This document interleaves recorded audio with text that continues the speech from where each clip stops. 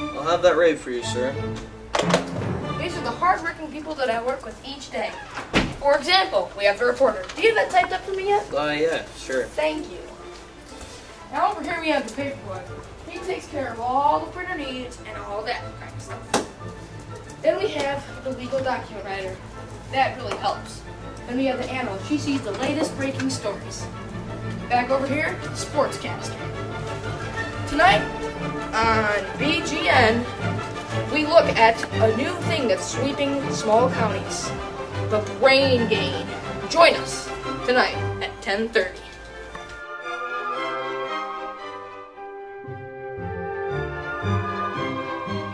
Hi, I'm Noah Debates. Brain gain is the topic tonight. Stay tuned for this story and more in 60 seconds. We're taking a break from Brain Gain to show you an important sponsor, Vigo's Power Popcorn. Grown by Danish bachelor farmers, so you know every kernel will pop, and there'll be no old maize left in the bottom of the bag. Look for the plain brown bag with the greasy stain, because butter tastes good. Look it, I got one! Woohoo! A satisfied customer! And now back to Brain Gain. Brain gain. Researchers at the University of Minnesota are considering a new phenomenon. That is the reverse of brain drain.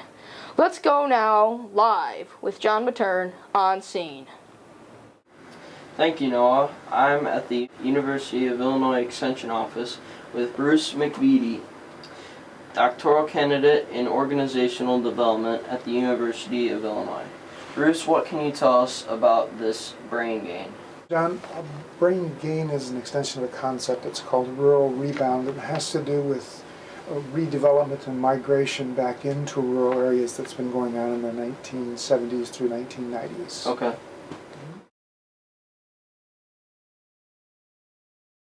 What are some of the reasons and signs of this brain gain?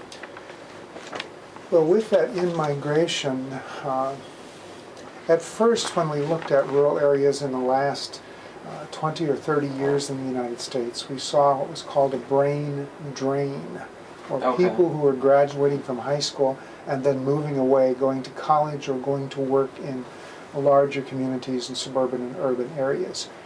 Brain gain is kind of a reverse of that concept that we're beginning to see. Okay. While people continue to move away when they graduate from high school to look for jobs, we're starting to see that they're moving back into the communities from about the age group of 39 through 50. What technology is making this happen here?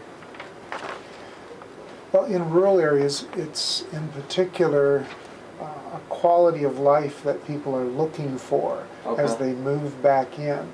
Now, to hold them here once they move back into these areas, they're going to need very good school systems, progressive school systems with technology and access to them and training for their children, which they expect, and also broadband access into the communities enables these people, which tend to be higher educated and have strong skill sets and entrepreneurial in nature, to also begin to work from their homes. So broadband is critical.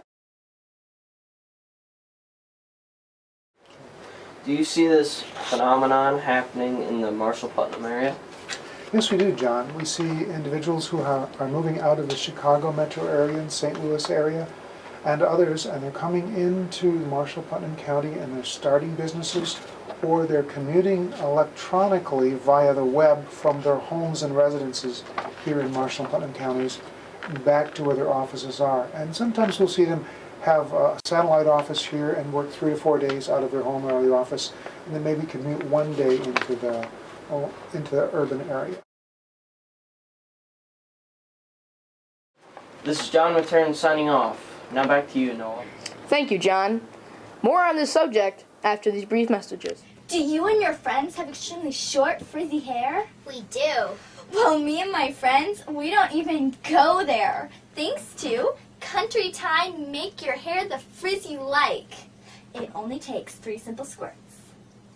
1, 2, 3.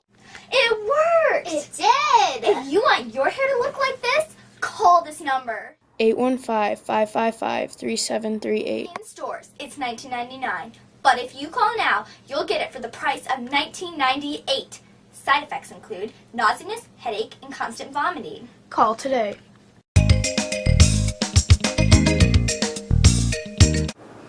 My colleagues have prepared the following story. I lived outside of Lidgerwood, North Dakota, and I've lived in Forbes, North Dakota, and I've lived out in the suburbs of St. Louis, Missouri. We live in the country outside of Lawston, Illinois. Cedar Point, Illinois.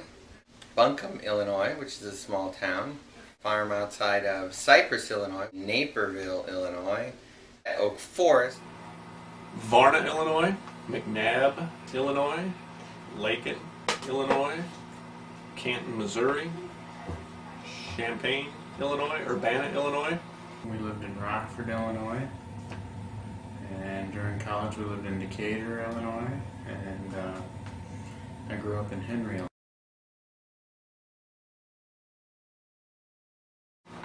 Computers to perform my daily chores in plastic recycling. BlackBerry for communications with emails, phone calls, internet access when I'm out of the office. We use computers, we use cell phones. Well, we have a computer, of course, with internet access, and we use that for a lot of information in and emailing out. My husband uses it in his job. We have cell phones that we use to keep in touch.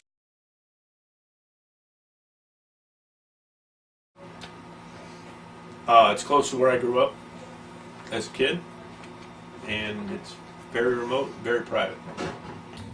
We're surrounded by family.